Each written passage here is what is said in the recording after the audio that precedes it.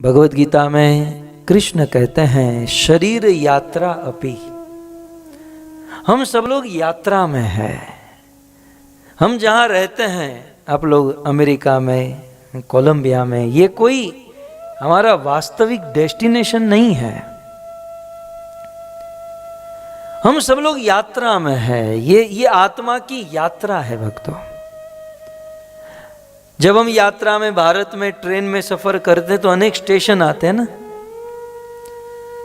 तो आत्मा की इस यात्रा में 84 लाख प्रकार के स्टेशन हैं। कभी गाय, कभी बैल, कभी गधा, कभी कुत्ता, ये सब स्टेशन है। और फिलहाल वर्तमान में हम सब लोग मनुष्य जीवन रूपी जंक्शन पर खड़े हैं। हमारे परम गुरुदेव कहते थे human body are like a junction. ये मनुष्य जीवन जंक्शन के समान है। अब आपके अमेरिका में तो कोई जंक्शन नहीं है, यहाँ तो फ्लाइटें उड़ती है। भारत में जंक्शन होते हैं, वडोदरा जंक्शन, अहमदाबाद जंक्शन। तो आप स्वाभाविक समझ सकते हो जंक्शन का अर्थ क्या है। एक ऐसा स्थान जहां से सभी दिशाओं में ट्रेन जाती है ना। उत्तर, दक्षिण, पूर्व, पश्चिम, सब जगह पर वहां से ट्रेन चलती है। तो ये ह्यूमन बॉडी जो है, ये मनुष्य शरीर जो है, जंक्शन के समान है। गीता में कृष्ण ने कहा ऊर्ध्वम गच्छन्ति सत्वस्था मध्ये तिष्ठन्ति राजसा जगन्न गुण वृत्तिस्था अधो गच्छन्ति तामसा। ये मनुष्य जीवन जंक्शन है। सत्वगुण में रहकर सत्वगुणी कार्य करेंगे तो यहां से, इस जंक्शन से हम सीधे ऊर्ध्वम गच्छन्ति, स्वर्गीय लोकों में या वैकुंठ में जाएंगे। मनुष्य जीवन मिला है, ये जंक्शन है। यदि इस जीवन में रजोगुण में रहकर रजोगुणी कार्य करेंगे तो 84 लाख की योनियों के चक्र में फंस जाएंगे। जैसे आदि शंकराचार्य, भगवान शंकराचार्य ने कह दिया पुनरपि जन्मम पुनरपि मरणम पुनरपि जननी जठरे शयनम। बार बार जन्म लेना, मरना, फंस जाएंगे। और जगन्न गुण वृत्तिस्था अधो गच्छन्ति तामसा। और तमोगुण में रहकर जीवन भर पाप करेंगे, ईश्वर के नियमों को तोड़ते हुए जीवन को बिताएंगे तो मरने के बाद मनुष्य जीवन रूपी जंक्शन से हम नारकीय लोकों में अर्थात नरक लोकों को प्राप्त होंगे। तो हम सब यात्रा में हैं। तो फिर यात्रा क्यों कर रहे हैं आप जानते हैं? कुछ लोग जाते हैं ना, कुछ लोग सिंगापुर जाते हैं, स्विट्जरलैंड जाते हैं। क्यों जाते हैं? कुछ खोजने के लिए, कुछ प्राप्त करने के लिए, सुख खोजने जाते हैं। तो शरीर यात्रा भी, ये शरीर, ये आत्मा यात्रा में है। ये आत्मा यात्रा क्यों कर रही है? एक और मात्र एक ही उद्देश्य है आत्मा की यात्रा करने का, और वो है महंतम तत्व को प्राप्त करने के लिए। महेश शब्द पर मैं बोल रहा हूं। शिव जी के इस नाम से कितनी बड़ी शिक्षा, उपदेश, सिद्धांत प्रस्तुत होता है। और याद रहे भक्तों, हम लोग यात्रा में हैं और जब तक महंतम तत्व को प्राप्त नहीं कर लेते हैं तब तक ये यात्रा चलती रहेगी, चलती रहेगी। इसका कभी अंत नहीं होगा। और यात्रा में बड़ा कष्ट होता है। चाणक्य पंडित ने लिखा है कष्टादि कष्टम सततम प्रवासी ततोदि कष्टम परगेहवासी ततोदि कष्टम धनहीन सेवा ततोदि कष्टम कृपणस्य सेवा। नीतिकार चाणक्य पंडित ने कहा कष्टादि कष्टम, कष्ट तो बहुत होते हैं, अनेक प्रकार के कष्ट होते हैं, लेकिन कष्टादि कष्टम, कष्ट में भी सबसे अधिक कष्ट क्या है? सततम प्रवासी। ये यात्रा करना, प्रवास करना, ये बहुत बड़ा कष्ट है। हम लोग ये तो जानते हैं, खास करके जो इस सभा में बैठे हैं, इतना तो जान चुके हैं आपने बहु माथा मार्या, बहु मेहनत करी सुखी थवा माटे, लेकिन इतना तो जानते हैं कि इस जगत में सुख नहीं है कि नहीं? सुख है लेकिन बहुत क्षणिक सुख है, क्षणभंगुर। नित्य सुख, नित्य आनंद इस दुनिया में नहीं है, क्योंकि हम लोग यात्रा में हैं। यात्रा, सतत निरंतर यात्रा करने वाला यह जीव जब तक महंतम तत्व को प्राप्त नहीं कर लेता, तब तक वो भटकता रहेगा, भटकता रहेगा। इसलिए मनुष्य जीवन का उद्देश्य है महंतम तत्व को प्राप्त करे, महान तत्व को प्राप्त करे, अर्थात भगवान को प्राप्त करे, परमात्मा को प्राप्त करे। जब तक यह जीव अर्थात हम लोग भगवान को प्राप्त नहीं कर लेते, परम तत्व को प्राप्त नहीं कर लेते, तब तक दुखों से मुक्त नहीं हो सकते। ये जन्म मृत्यु के बंधन से, ये शरीर से, ये देह से हम मुक्त नहीं हो सकते। हम ये तो जानते हैं कि हम लोग दुखी हैं, लेकिन दुख का कारण क्या है? क्या हमारे पास धन नहीं है ये दुख का कारण है? यदि धन का अभाव ही दुख का कारण होता तो जितने लोग धनी हैं उनको जाकर पूछ लो। वास्तविक दुख का कारण यह शरीर है। ये सततम यात्रा जो हम कर रहे हैं, सतत भटक रहे हैं, ये शरीर ही दुख का कारण।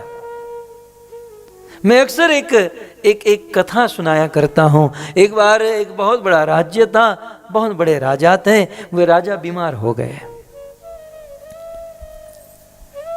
बहुत उपाय इलाज किया गया, लेकिन ठीक नहीं हो पा रहे थे। एक दिन बहुत बड़ा वेद आया, राजा के हाथ नाड़ी को देखा और कहा कि राजा तुरंत ठीक हो सकते हैं, एक उपाय करना होगा।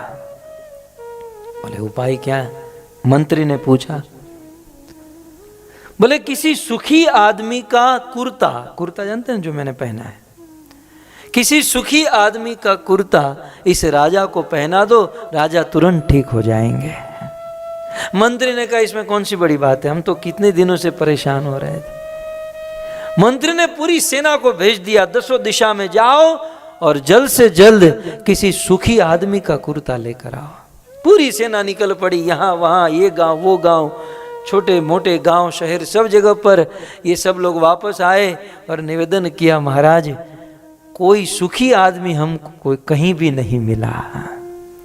मिलते तो थे लोगों को और पूछते थे हाउ आर यू, कैसे हो, केम छो, मजामा। सुबह उठकर ही सबसे बड़ा झूठ हम बोलना शुरू करते हैं, मजामा, गुड फाइन। कौन मजे में है? लेकिन 5 मिनट बंदे के साथ खड़े रहो तो पता चले कि ये कितना दुखी है। बोले कोई, मंत्री ने कहा कोई एक भी सुखी नहीं मिला। नहीं, मंत्री खुद घोड़े पर बैठा और सुखी आदमी को ढूंढने निकला और उसी समय एक मछुआरा गमछा पहनकर नौका में खड़े खड़े अपने गमछे को घुमा घुमा कर गाना गा रहा था। मंत्री ने सोचा कि ये बंदा सुखी लग रहा है। मंत्री ने दूर से कहा कि हे आदमी, क्या तुम सुखी हो? मुझे लग रहा है कि तुम सुखी हो। सुखी हो? बोले बिल्कुल सुखी हो। बोले पक्का? बोले कोई चिंता, कोई प्रॉब्लम? बोले कोई प्रॉब्लम नहीं, कोई चिंता नहीं। बोले तुम्हें खोज रहे थे, जल्दी यहाँ पर आओ। तो अपनी नौका लेकर किनारे पर आया। बोले आप बिल्कुल सुखी हो? बोले बिल्कुल सुखी हो। एक काम करो, जल्दी जल्दी अपना कुर्ता मुझे दे दो, मुझे राजा को पहनाना है। तब उस आदमी ने इतना ही कहा कि कुर्ता नहीं है इसीलिए तो सुखी हूँ। इस दुनिया में जितने कुर्ते वाले हैं, तो गमछा पहनकर खड़ा था। बोले मेरे पास कुर्ता नहीं है इसलिए तो सुखी हूँ, जितने कुर्ते वाले सब दुखी है। कहने का अर्थ यह है वो राजा और कोई नहीं, ये आत्मा हम ही वो राजा है, और कुर्ता और कोई नहीं, ये हमारा शरीर ही कुर्ता है। गीता में कृष्ण ने कहा, वांसांसि जीर्णानि यथा विहाय नवानि गृह्णान्ति नरोपराणि। जब तक हमारे पास ये कुर्ता, शरीर रूपी कुर्ता है, तब तक हम लोग दुखी हैं, तब तक हम लोग परेशान हैं, तब तक हम लोग यात्रा में हैं। और ऐसा मत समझिए, कुछ लोग फ्रस्ट्रेट हो जाते हैं और शास्त्र के ज्ञान के अभाव में चिंता, फ्रस्ट्रेशन में फंस जाते हैं और सुसाइड कर लेते हैं। सोचते हैं कि मर जाने से चिंता खत्म हो जाएगी। नहीं, ये शरीर खत्म हो गया तो दूसरा शरीर मिलेगा, वश दूसरा शरीर गया तो तीसरा शरीर। शरीर का अंत नहीं है, ये शरीर तब तक मिलते रहेगा जब तक महंतम तत्व को प्राप्त नहीं कर लेते, और वह महंतम तत्व एकमात्र राम और कृष्ण। दाम भीष्म अपने स्तुति के अंतिम श्लोक में कहते हैं कि जैसे आप किसी मकान की छत पर 100 थाली रखो और 100 थाली में पानी भर के रख दो, आकाश में सूर्य या चंद्र प्रकट हो तो 100 थाली में 100 सूर्य दिखाई देते हैं, है कि नहीं? 100 थाली में 100 सूर्य दिखाई देते हैं। लेकिन पूछा जाए सूर्य कितना है, चंद्र कितना है? एक। जैसे एक चंद्र 100 थाली रखने पर सभी थालियों में प्रकाशित होता है, वैसे कृष्ण आप एक हो, लेकिन संसार में जितने भी जीव हैं सभी जीवों के हृदय में परमात्मा के रूप में रहते हो। हृदि हृदि धिष्ठित आत्मकल्पिता नाम। हृदि हृदि माने प्रत्येक हृदय में, प्रत्येक जीवों के, मनुष्य ही नहीं, पशु पेड़ पौधे के जीवों के हृदय में भी आप स्थित हो, आप रहते हो। मैं समझ गया हूं कि आप ईश्वर हो, आप भगवान हो, आप सब जगह पर हो, आप यहाँ वहाँ अंदर बाहर सब जगह पर हो। बस ऐसे भगवान मेरी गति हो, ऐसे भगवान को मैं प्राप्त हूँ। ऐसे इतना कहकर पितामह भीष्म ने देख लिया कि अब समय आ चुका है, और पितामह भीष्म भगवान को देखते देखते अपना प्राण त्याग दिए। जैसे पितामह भीष्म ने अपना प्राण त्यागा, उस सभा में मौन छा गया। कुछ देर तक लोग वहां पर खड़े रहे। युधिष्ठिर महाराज पितामह भीष्म को सफेद कपड़े में लेकर उनकी अंत्येष्टि क्रिया की। सुखदेव गोस्वामी कहते हैं कि जैसे संध्या होते ही सभी पक्षी अपने अपने घोंसले में वापस चले जाते हैं, पितामह भीष्म के प्राण छूटने पर सभी लोग अपने अपने घोंसले में, अपने अपने स्थान पर वापस लौट गए। लेकिन एक बात तो सबके मन में हुई कि मरना तो सबको है, मरना तो सबको है, लेकिन सबके मन में उस दिन हुआ कि मरना तो हम सबको है, लेकिन मरे तो पितामह भीष्म की तरह, भीष्म की तरह। पवित्र कुरुक्षेत्र की भूमि, स्थान पवित्र, साधु संतों का समागम, भगवान सामने खड़े हैं और भगवान को स्तुति करते हुए ऐसी मृत्यु।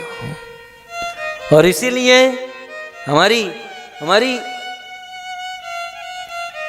ग्राम्य गीरा में गाया गया है ना, समय मारो साधजे वाला, करूं तो काला वाला। समय मारो साधजे वाला, करूं तो काला वाला। अंत समय मारो आवश्य जारे, नहीं रहे देह नुभान। एवे समय मुखे तुलसी देजे, ए देजे तू यमुना ना पान। समय मारो साधजे वाला, करूं हूं तो काला वाला। हे कृष्ण, भगवान को मनाते हैं कि हे कृष्ण मेरा समय साध लेना, बस अर्थात मेरा समय बचा लेना, मेरे समय का ध्यान रखना कि जब मेरी मृत्यु होगी तू मेरे सामने खड़ा हो, मैं तेरी स्तुति। हिंदी में भी गाते ना, इतना तो करना स्वामी जब प्राण तन से। ये पितामह भीष्म का दृश्य है भक्तों। मेरा सांवरा निकट हो, मुख में गंगा जल हो, जब प्राण तन से निकले। कौरव और पांडवों के बीच में युद्ध अवश्यंभावी हुआ।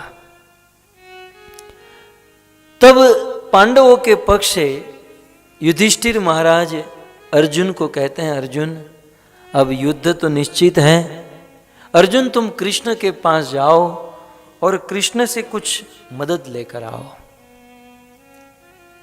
और वहां कौरवों के पक्ष से मामा शकुनी ने दुर्योधन को भेजा है कि जाओ द्वारिका और कृष्ण से मदद लेकर आओ। तो दुर्योधन द्वारिका पहले पहुंचा। ऐसे कार्यों में बंदा पहला ही होता है।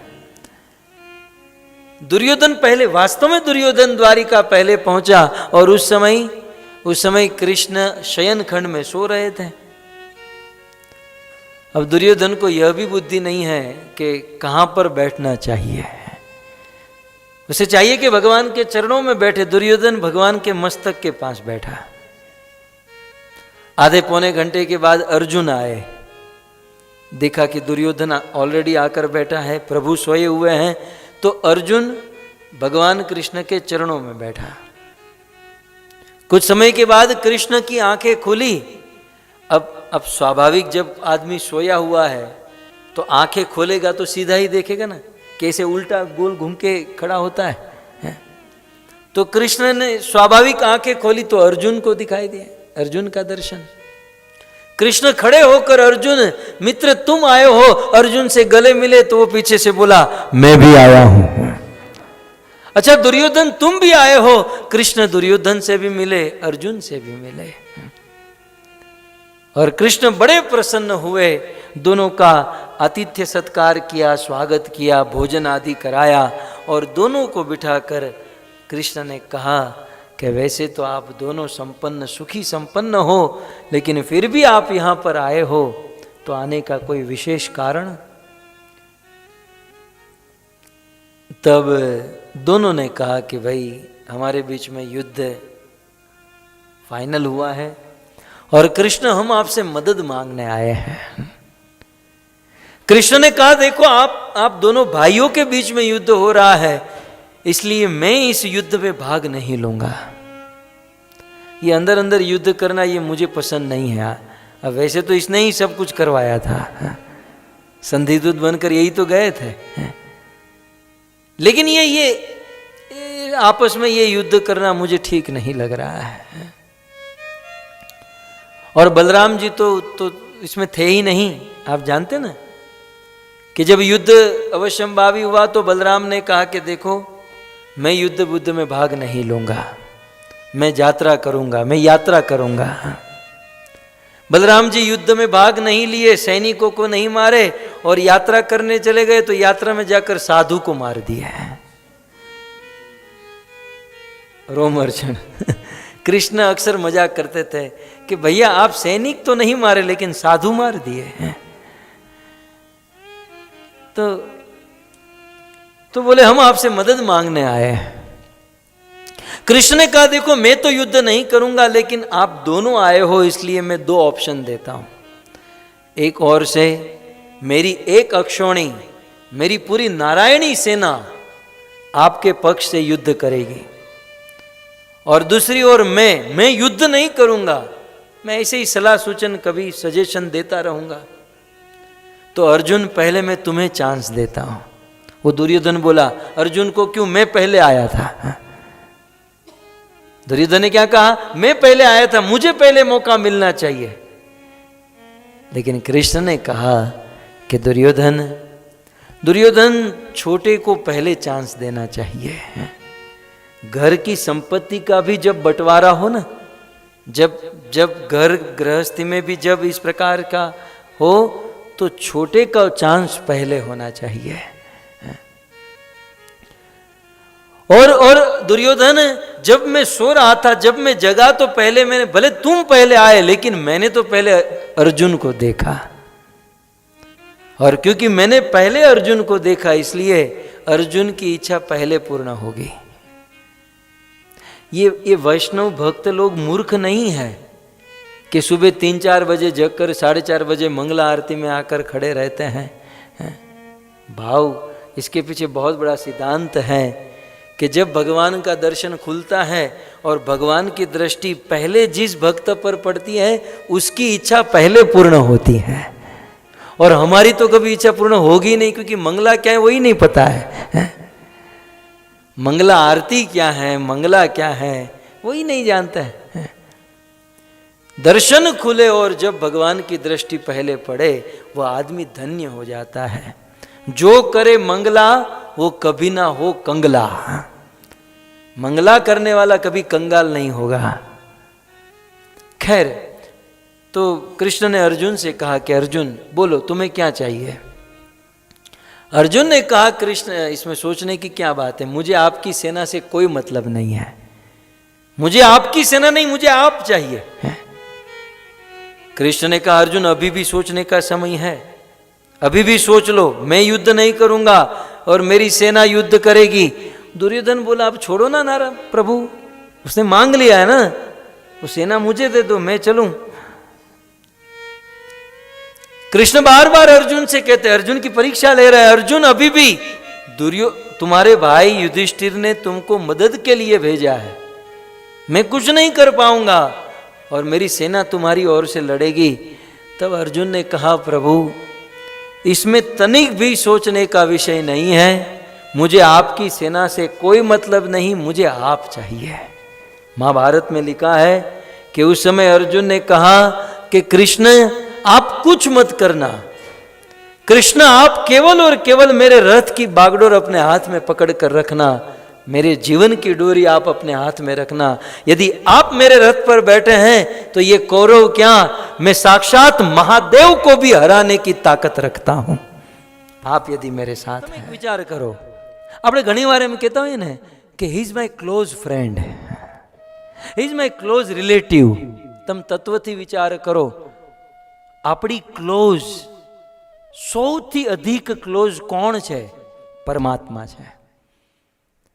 કારણ કે આ તો એક સાધન શરીર છે, વાસ્તવિક આત્મા એટલે કે આપણે હૃદયમાં આપણું સ્થાન છે।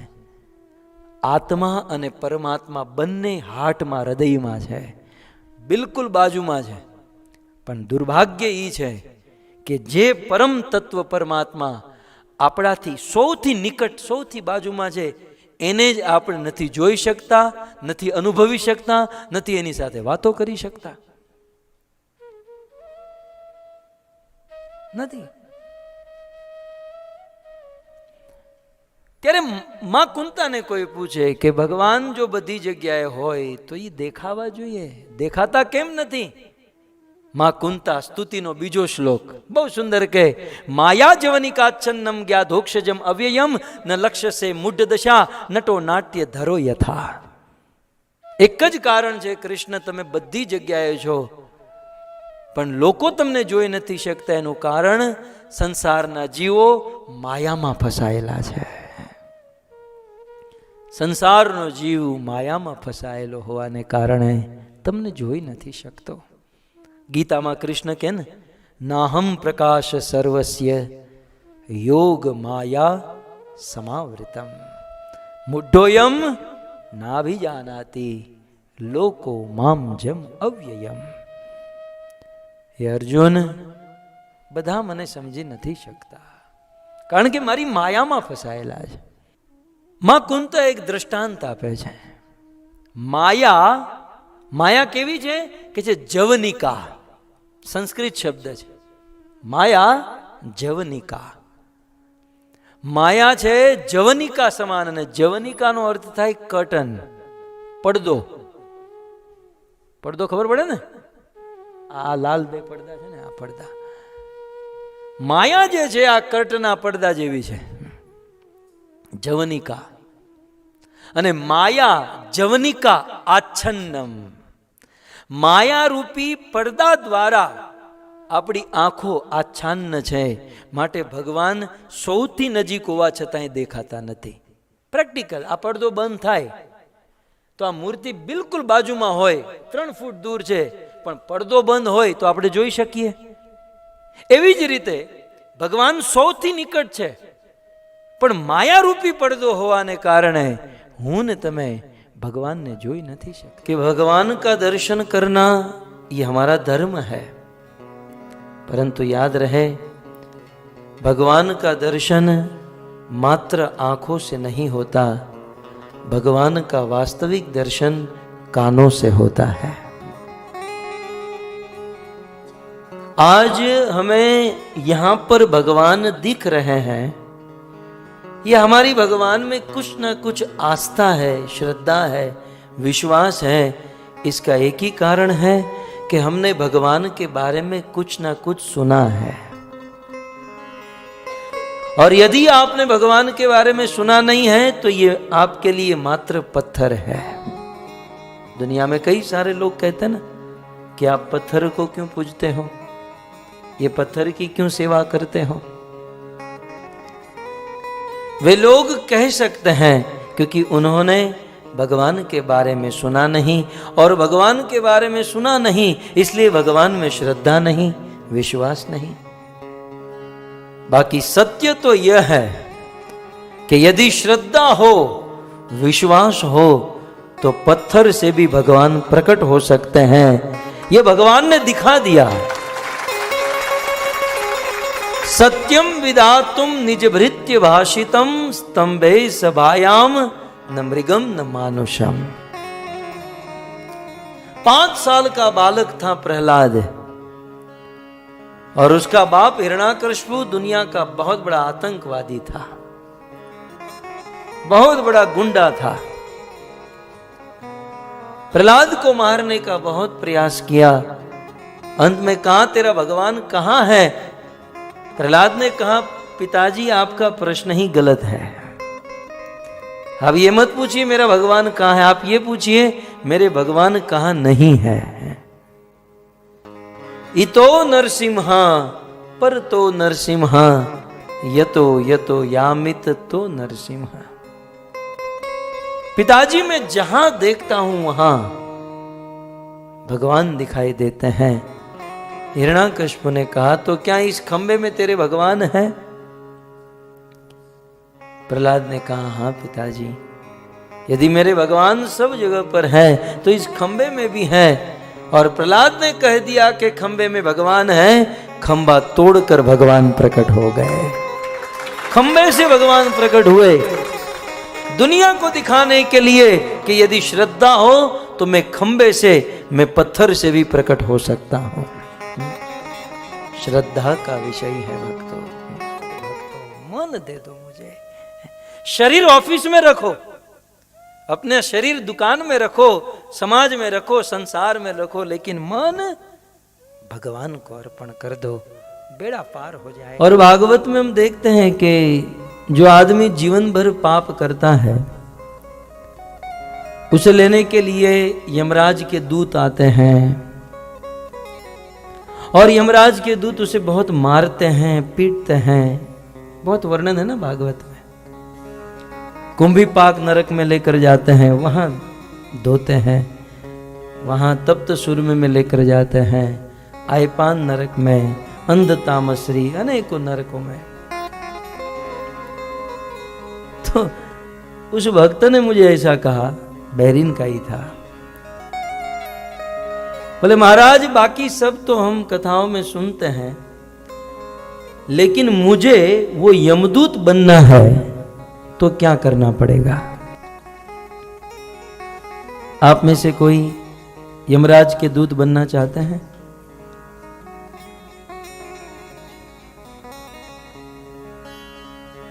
महात्माओं से ऐसा सुना है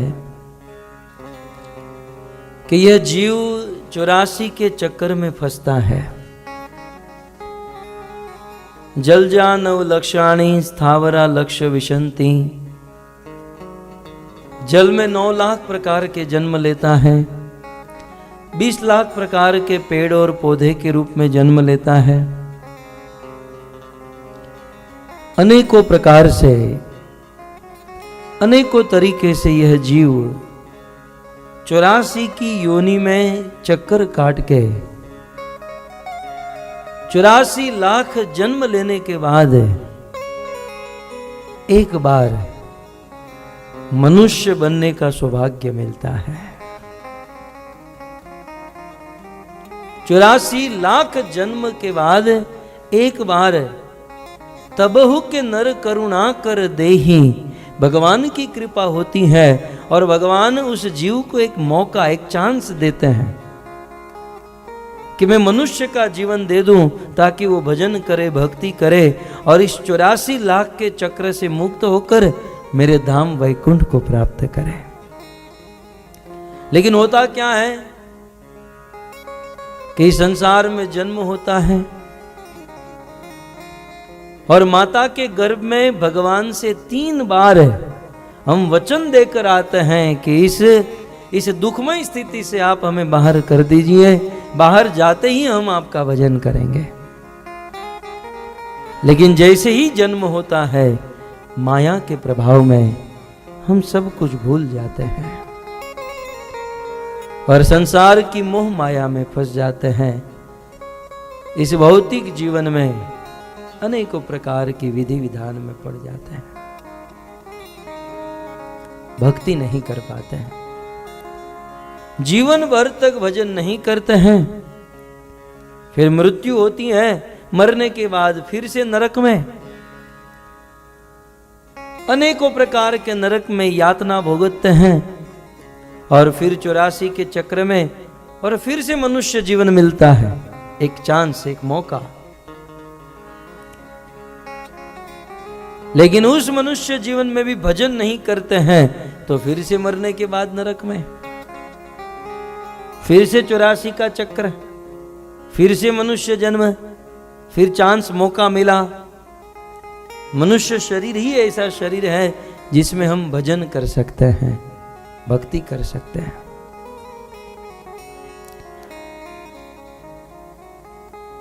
तो इस प्रकार मनुष्य जन्म के बाद नरक, नरक के बाद 84 लाख योनि, यह साइकिल 100 बार जब हो जाती है तब यमराज जी सोचते हैं कि ये बंदा बार बार नरक में आ रहा है और अब तो ये नरक के एक एक कोने से परिचित हो चुका है,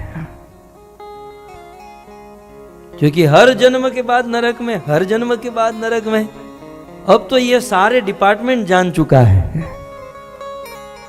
कहां कितना दंड, कहां कितनी यातना, ये सब कुछ जान चुका है। ये मेरे नरक में रखने वाला आदमी है, रहने लायक आदमी है। तो इस प्रकार 100 बार तक 84 चक्र में, 84 लाख के चक्र में 100 बार मनुष्य जन्म, 100 बार नरक में जब बिताता है कोई आदमी, तब यमराज जी उसे जॉब लेटर देते हैं और फिर यमराज उसे नरक में ही रख लेते हैं। तू भाई यहीं पर रह जा, अब तू सुधरने वाला नहीं है। तुझे इतनी बार मनुष्य बनाया, इतनी बार लाल गोविंद दास के सामने कथा में बिठाया, फिर भी तू न नशा छोड़ता है न मांस खाना छोड़ता है, तू अब नरक में ही रुक जा। यमराज जी उसे रख लेते हैं, ट्रेनिंग देते हैं और फिर यमराज उसे अपना दूत बना लेते हैं। भगवान हमारे पिता है और वेद हमारी माँ है। यदि भगवान के बारे में जानना चाहते हैं तो वेद हमारी माँ, वेद से हम जान सकते हैं। ऐसे वेदों से जो द्रोह करता है वह तुरंत खत्म हो जाता है। उसकी गरिमा, उसका जीवन या उसके जीवन का जो सुख है तुरंत खत्म हो जाएगा।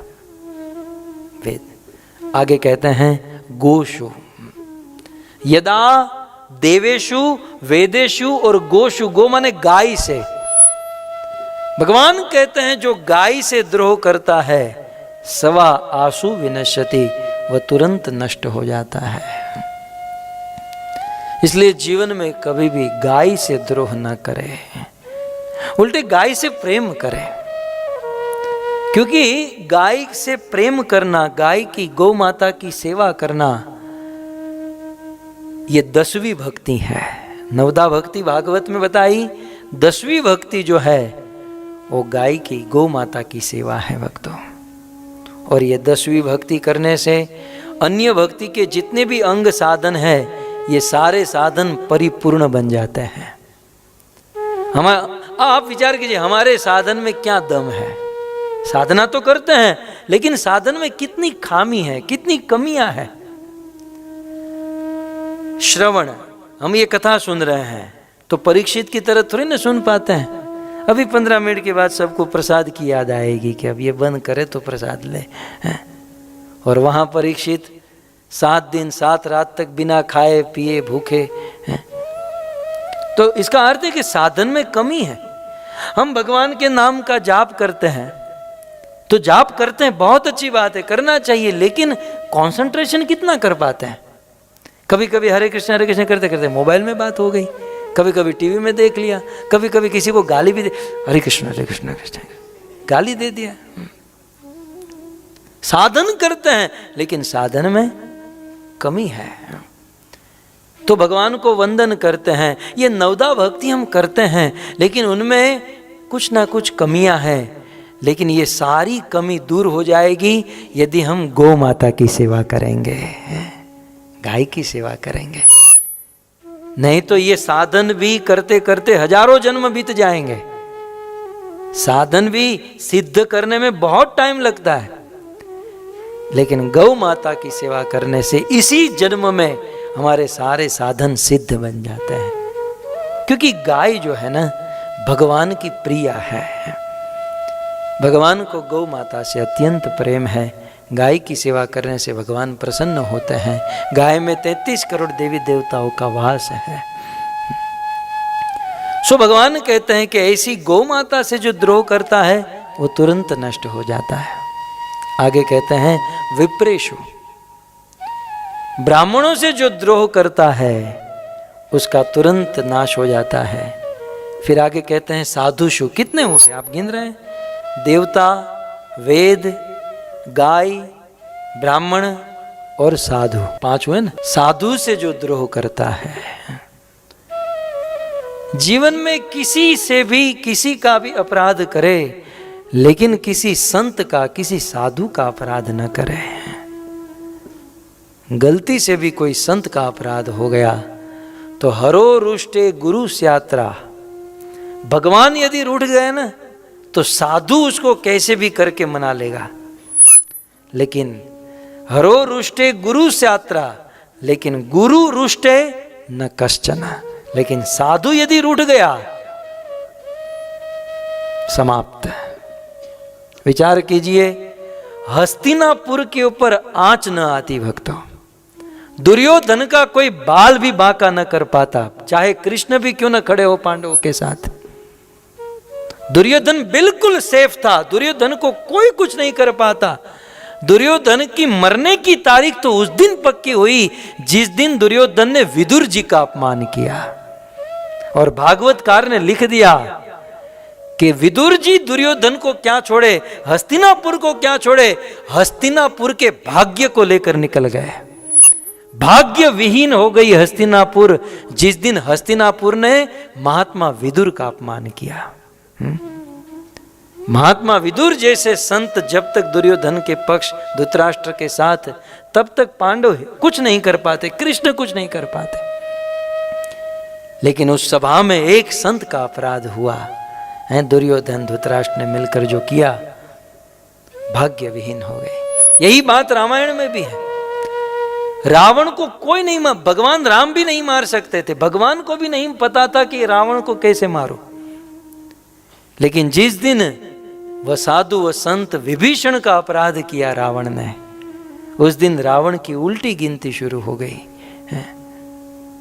कहने का अर्थ यह है, जीवन में किसी को भी दुखी करे, वैसे किसी को भी दुखी नहीं करना चाहिए, लेकिन गलती से भी कोई संत किसी साधु के दिल को मत दुखाइएगा, क्योंकि साधु जो है ना भगवान के हृदय होते हैं।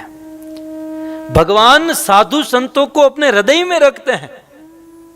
तुम्हार हृदय सदा गोविंद विश्राम, गोविंद कहन मोर वैष्णव प्राण। भागवत नवम स्कंद दुर्वासा ऋषि के प्रसंग में स्वयं भगवान विष्णु ने कहा कि हे दुर्वासा, साधव हृदयम मह्यम, साधु मेरा दिल है, मेरा हृदय है। साधु को दुखी करने का अर्थ है भगवान के दिल को दुखी करना, भगवान के दिल को दुखाना। इसलिए भगवान स्वयं कहते हैं कि इस धरती पर साधुषु द्रोह, साधु से द्रोह करता है सवा आसु विनश्यति, वह तुरंत विनष्ट हो जाएगा। तो 5 वस्तु हुई, यदा देवेशु वेदेशु विप्रेशु साधुषु गोषु। और आगे कहते हैं धर्मे मयि च विद्वेष। अब 2 बाकी हैं, एक है धर्म, जो धर्म से द्रोह करता है उसका विनाश होता है। और अंत में कहते हैं मयि, मुझ विष्णु से जो द्रोह करता है उसका विनाश निश्चित है। तो भगवान को वंदन करते हैं, ये नवदा भक्ति हम करते हैं, लेकिन उनमें कुछ ना कुछ कमियां हैं, लेकिन ये सारी कमी दूर हो जाएगी यदि हम गौ माता की सेवा करेंगे, गाय की सेवा करेंगे। हाँ 4 राजकुमार जी आज से 4 माला जाप करेंगे। हरि बोल हरि बोल हरि बोल। सीमा कितना माला जाप करेंगे? सीमा माता जी आज से 4 माला जाप करेंगे। हरि बोल हरि बोल हरि बोल। क्या नाम है? हाँ लावण्य। कितना माला जाप करेंगे? लावण्या माता 16 राउंड जाप करेंगे। हरि बोल। क्या नाम है? कितना माला जाप करेंगे? ज्योत्सना माता जी आज से 5 माला शुरू कर रहे हैं और 1 महीने के अंदर 11 माला शुरू कर देंगे। हरि बोल हरि बोल।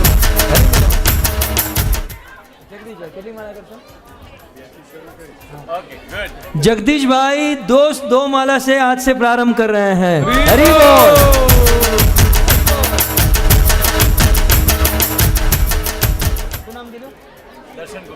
दर्शन गुप्ता जी आज से 2 माला जाप करेंगे। हरि बोल।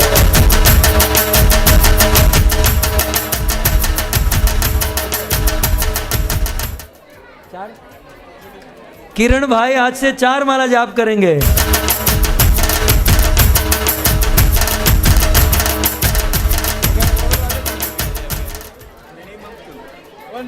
रमेश जी आज से 2 माला शुरू कर रहे हैं। जोर से बोलिए हरि बोल।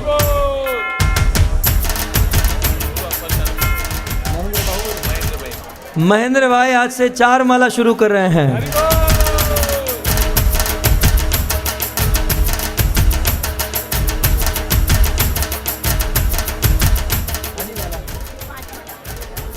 कामिनी माता जी आज से 5 माला शुरू कर रहे हैं। जोर से बोलिए हरि बोल।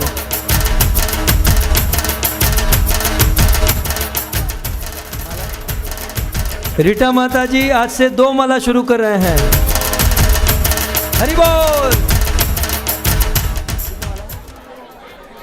केतकी माता जी आज से 2 माला शुरू कर रहे हैं।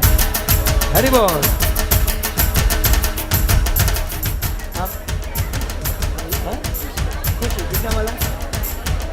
खुशी आज से 5 माला जाप करेगी। हरि बोल।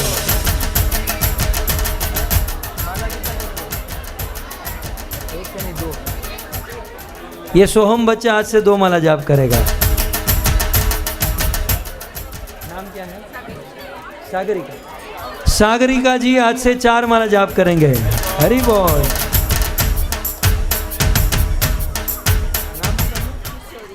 किशोरी माता जी आज से 5 माला जाप करेंगे।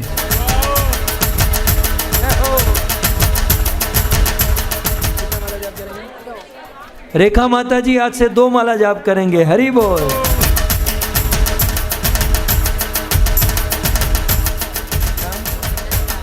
हरे कृष्णा। नंदा माता जी आज से 2 माला जाप करेंगे। किसी को एनवलप की जरूरत होगी तो बताइएगा। y'all can give your some contribution for the speaker. Ajit यहाँ, If anybody need a envelope. Ajit आज से 3 माला जाप करेगा। हरि बोल।